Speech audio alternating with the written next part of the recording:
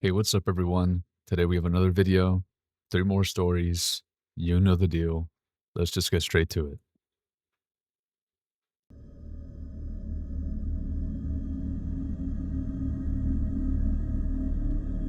it. Story number one. Don't Read This by Ladraine. I received a strange package in the mail today. It had no return address and no stamp. My wife handed it to me. She had received an identical package. We opened them and found a small book inside both. The same book. We never ordered these, but they were addressed to each of us specifically, so it can't be a mistake. The book is titled, Do Not Read This. The title is in bold red letters on a black cover. Nothing on the back. No author or anything. It feels kind of leathery and high quality, probably expensive. Luckily, they wrote the instructions right on the title, so I just shoved it into the desk drawer. Anybody else get one of these? A lot of people were out sick at work today, including my friend John. Is it flu season already? The rest of the guys and I went for drinks after work, and one of them mentioned the book. He got the same one we did. Amazingly, it turned out that all the other guys got one too. This quickly became the main topic of the night. It seems like some kind of mass scale prank, or maybe some bizarre advertising scheme. I don't know why anybody would do this in our part of town. There's not a lot of money here. Weird. I'm not falling for it though. Maybe later I'll sell it online.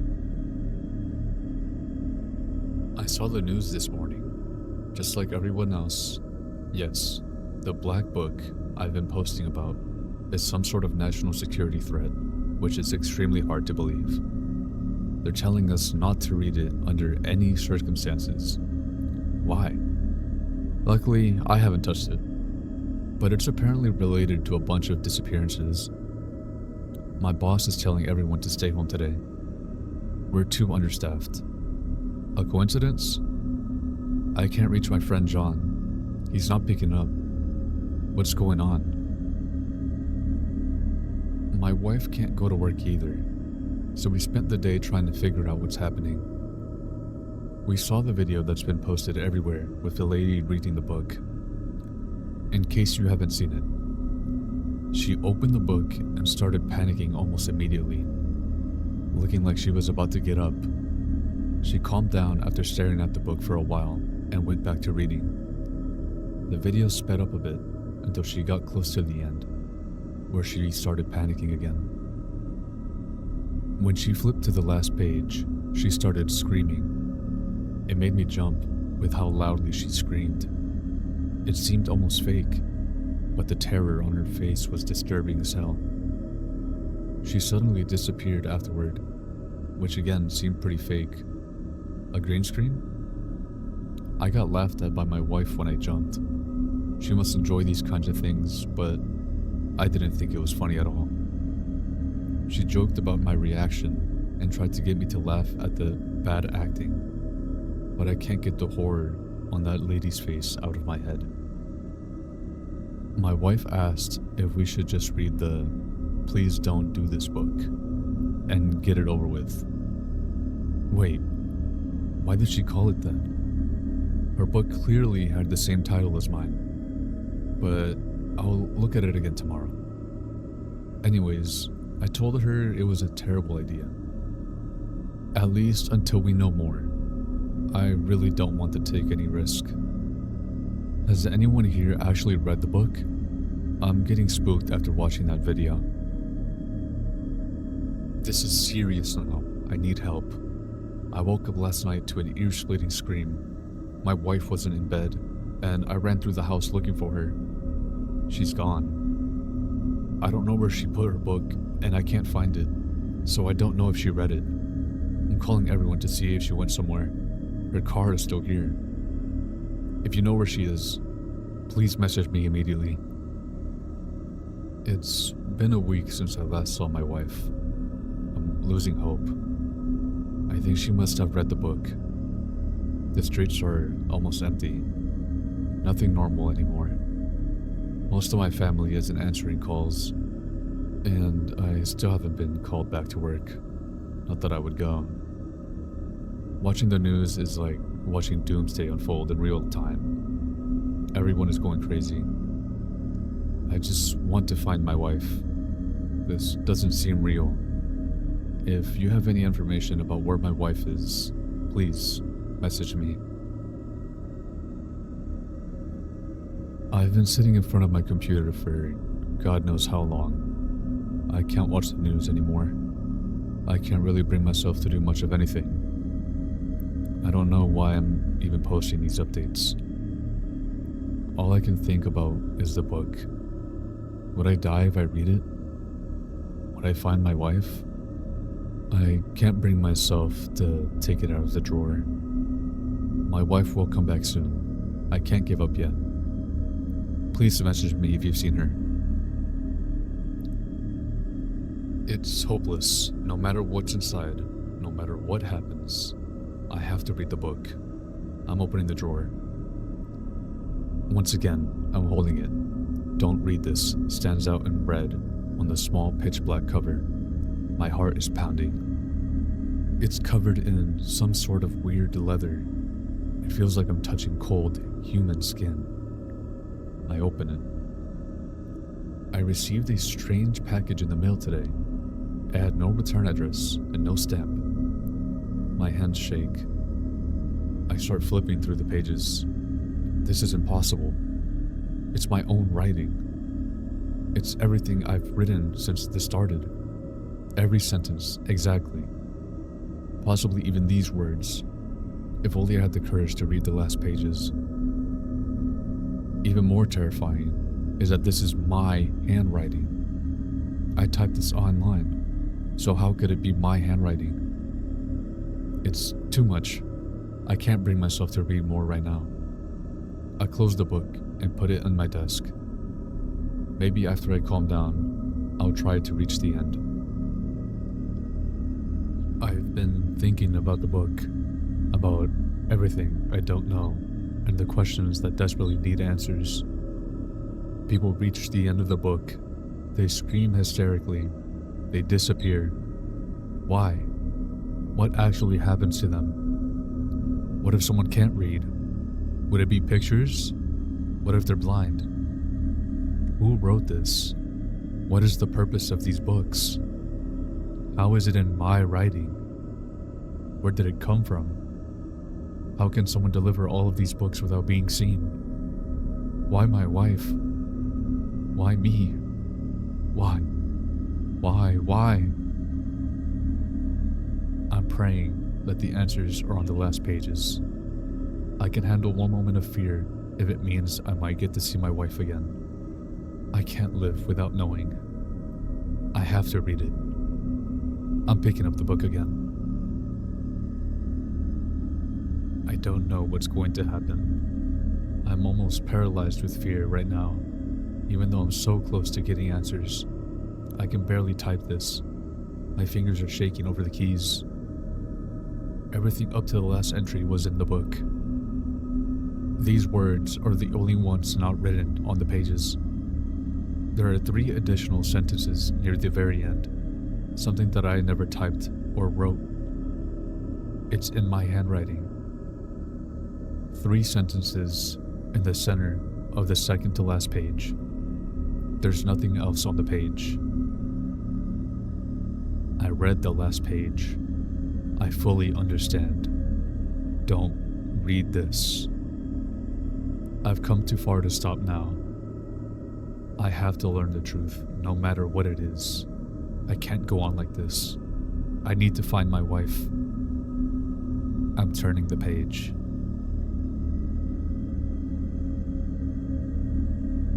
Story number 2. I cross-referenced the missing persons map with my local caves. I wish I hadn't. With a crazy ass name, I ain't gonna lie to you. By Jizz Blossoms. You've probably seen this map too. It pops up on Reddit every few months. usually on r/creepy or r/map. It shows two images. One is a map of missing persons, and the other is a map of America's subterranean cave systems. The overlap is practically identical. The caverns match the disappearances almost 1-to-1. Most people look at it and go, huh, creepy, and scroll past. I used to too, but this time I zoomed in. I live in a rural stretch of Kentucky, deep in the foothills. I noticed a dense cluster of red dots in my county, sitting directly on top of a minor cavern system called the Blackwood Sinkholes. It wasn't a tourist trap like Mammoth Cave. It was a jagged scar in the woods that even the locals didn't bother with. I showed it to my girlfriend, Jess. Calling Jess outdoorsy would be putting it lightly. She's the kind of girl who owns 3 different types of hiking boots and thinks a weekend without dirt under her fingernails is a wasted one. I'm the opposite. I stay up until 3 a.m. reading about unsolved murders and just generally being a vampire. It's a match, see? I pointed at the screen. Nobody goes missing here, but they get lost. They fall in or... I waggled my eyebrows. Something pulls them in. Jess rolled her eyes but grinned. You wanted to go ghost hunting? I want to go debunking, I corrected. We hike out, set up camp near the sinkholes, cook some actual food, and drink some bourbon, and see if the Mothman shows up. It was supposed to be fun. A mix of her love for nature and my morbid curiosity. We packed the Jeep on Friday. Tents, sleeping bags, and a heavy cooler filled with marinated short ribs and ice for the whiskey. The hike for the Blackwood Sinks was only about 3 miles from the nearest logging road, but the terrain was brutal. The trees grew thick and wrong here, their roots twisting over the limestone ground like arthritic fingers. By the time we found the main entrance, I was ready to drop dead. The cave mouth was a horizontal slash in the limestone cliff face, about 10 feet high and 30 feet wide. It looked like a mouth held open in a silent scream.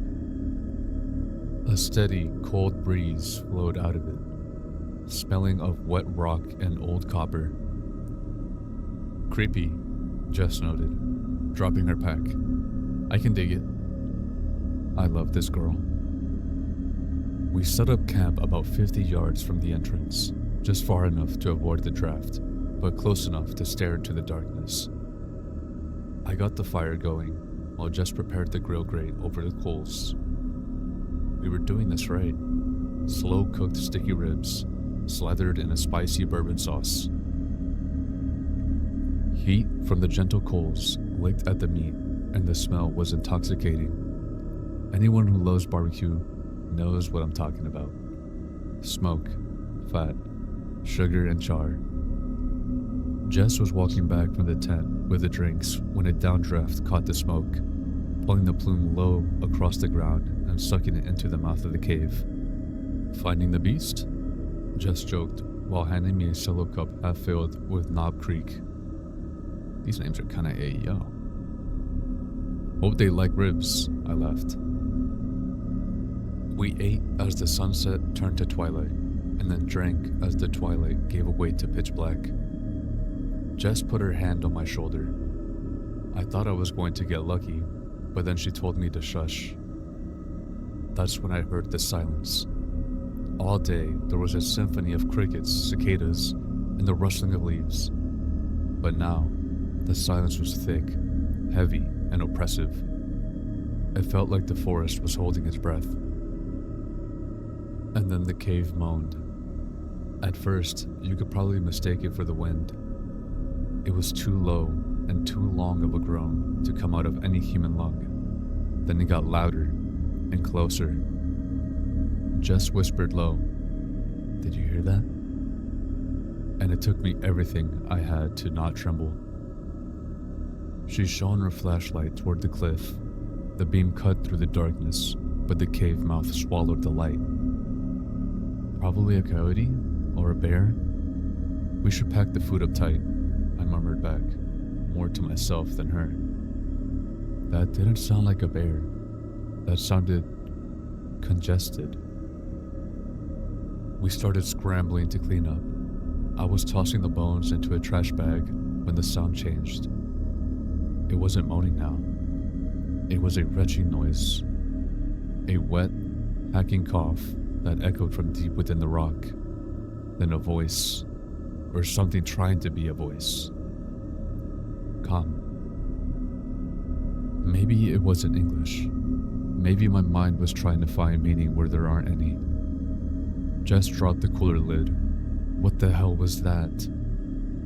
I grabbed the hatchet I'd used for firewood. We're leaving. Now. The tent, leave it. The smell hit us before we saw them. It wasn't the lingering sweet smoke of our barbecue anymore. It was a wave of rot, rancid meat, ammonia, and something muskier, like a wet dog that had been dead for days. From the darkness of the cave, they came.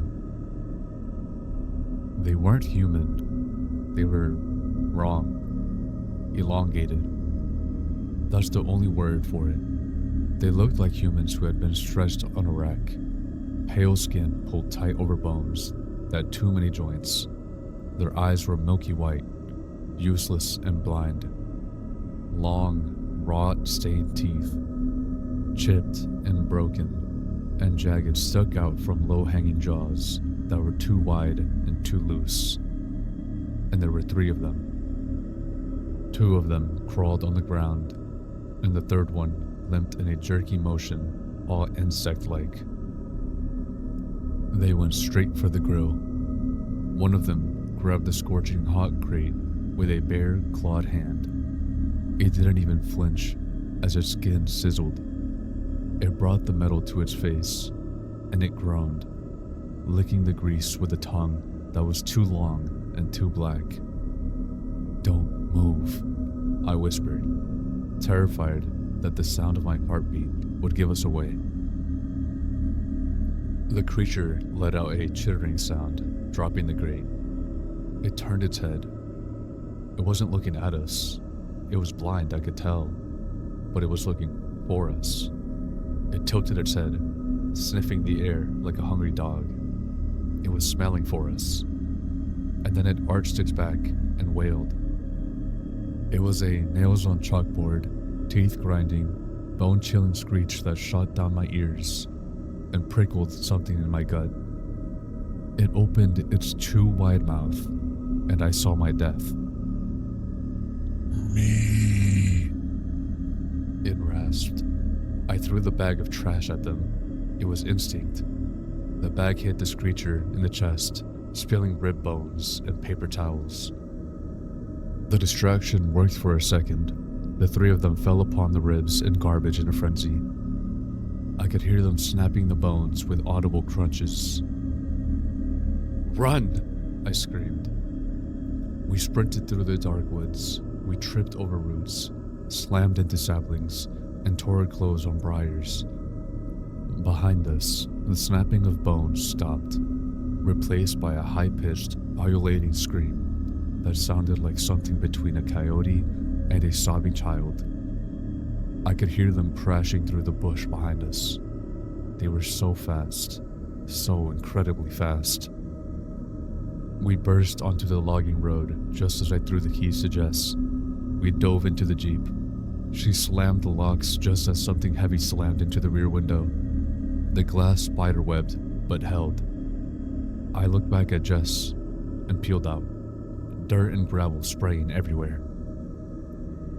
In the red glow of the taillights, I saw them. The tree line was filled with them. Some were standing in the middle of the road, dead still, just watching. There were so many. We drove in silence until we hit the highway. We didn't report it. Who would believe us? We told our friends we got spooked by a cougar. But I went back to the map today. I looked at the cluster of red dots in my county, and I looked at the timeline. Most of the disappearances happened in the summer. Memorial Day, 4th of July, Labor Day, holidays.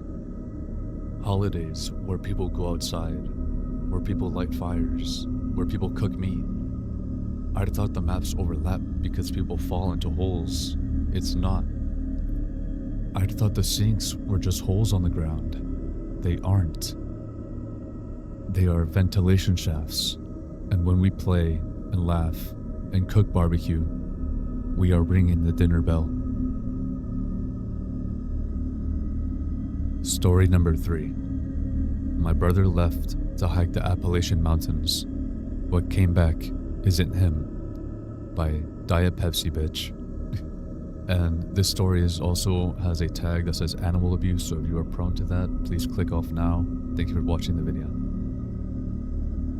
My brother, Kevin, not his real name, I'm just trying to keep some anonymity, has always been outdoorsy. Growing up, he would wander off into the woods behind my parents' property and stay out there for hours. He said that being out in nature brought him a lot of peace. A few months ago, things kind of spiraled for him. He lost his girlfriend, his job, and his apartment within 6 weeks. He ended up moving back home with me and my parents to try to get back on his feet. It was hard to see him like that. I mean, he was never someone I would describe as an eternal optimist, but that little spark he always had was gone. This past spring, I found him sitting at the kitchen table in the middle of the night. He was picking apart a piece of cold pizza, and it was the first time I had seen him eat something in days. I told him maybe he should get back out into nature, take some hikes, or maybe do some solo camping. I said that I had noticed he seemed down lately, and maybe being out in the world could help him get back into himself.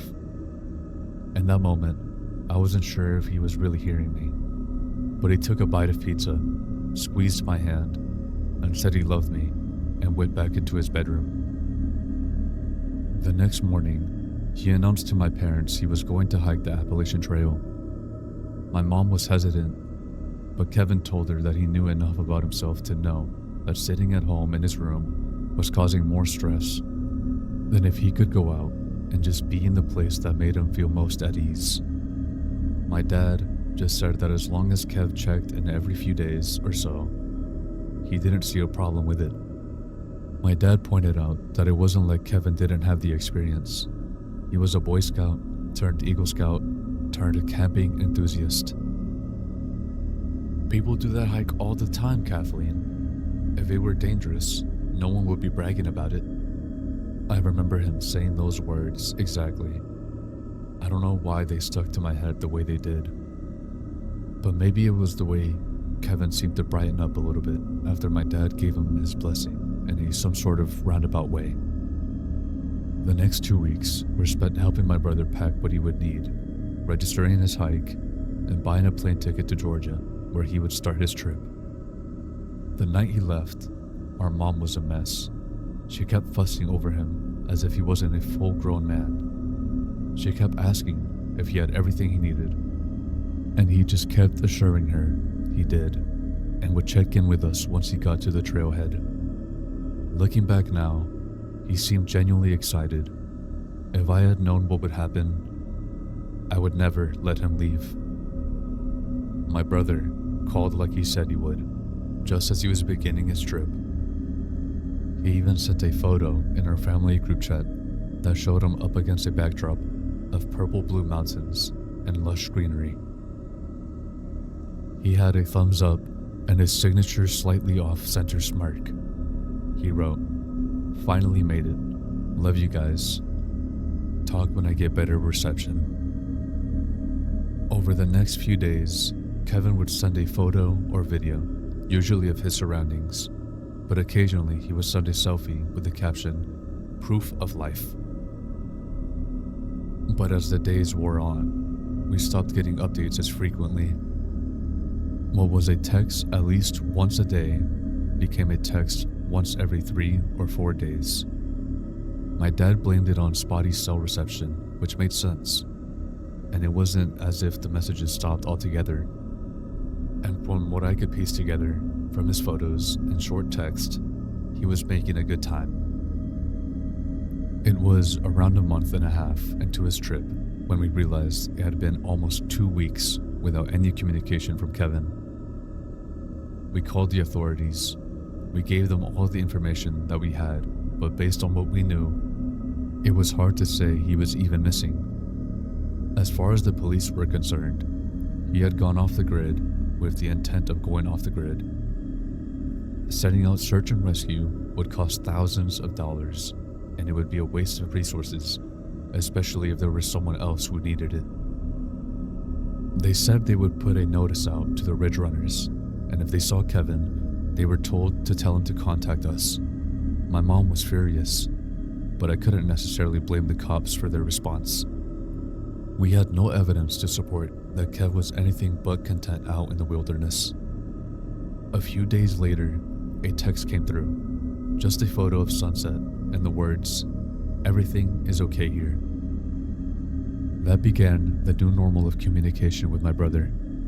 There would be long stretches of time where we would hear nothing, just long enough for my mother to start panicking, and then we would get a blurry photo and a generic caption like, "Look what I saw today," or "Wish you were here." One night, while going through the photos he had sent, I realized in the background of every shot from before we had called the police was a black smudge.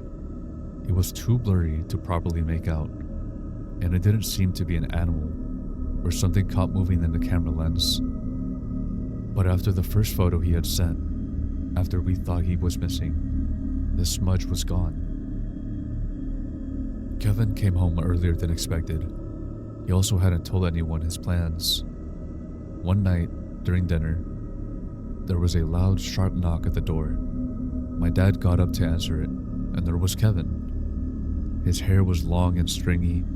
He had grown a patchy beard over his cheeks and jaw. His lips were dry and cracked, and his gums were coated in a dry layer of blood. He was rail thin.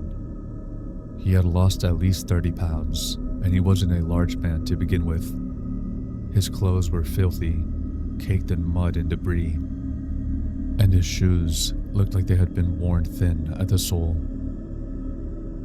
My mother made a sound almost like a yelp and rushed over to him. The smell coming off him made me gag. It smelled like he had smeared rotting meat under his armpits. My dad just looked at him in shock. When he finally spoke, his voice was dry and raspy, as if he hadn't used it in weeks. "Mom." That was all he could say before he practically collapsed in her arms. I won't bore you guys with everything that happened after that. There was a lot of hugging, some tears, and then a very, very long shower. But something didn't feel right. Kev went to bed pretty much immediately after. He barely even looked at us. The next morning, he ate breakfast with a ferocity that made my skin crawl. He was gulping down huge mouthfuls of food, barely stopping to breathe. My mom just kept piling his plate with bacon, eggs, and toast. He stopped only after he had consumed a whole loaf of bread, 2 packages of bacon, and nearly 2 dozen eggs. I tried asking him about the trip, tried to get him to say anything at all really, but all I got were grunts and ahas before he lumbered back off to his bedroom. The next few days were more of the same. Kev eating an insane amount of food, sleeping for hours, and then mumbling his way through conversations. It took about a week for him to start communicating like a human being again, but even then, it was stilted, awkward, and unnatural. He's been home for almost a month now, and something isn't right. His voice, it changed somehow? It's still his voice, but it's like there's a second voice buried underneath it. Like something is trying to harmonize while he speaks. He lumbers around the house like his knees are locked in place, but he refuses to go to the doctors.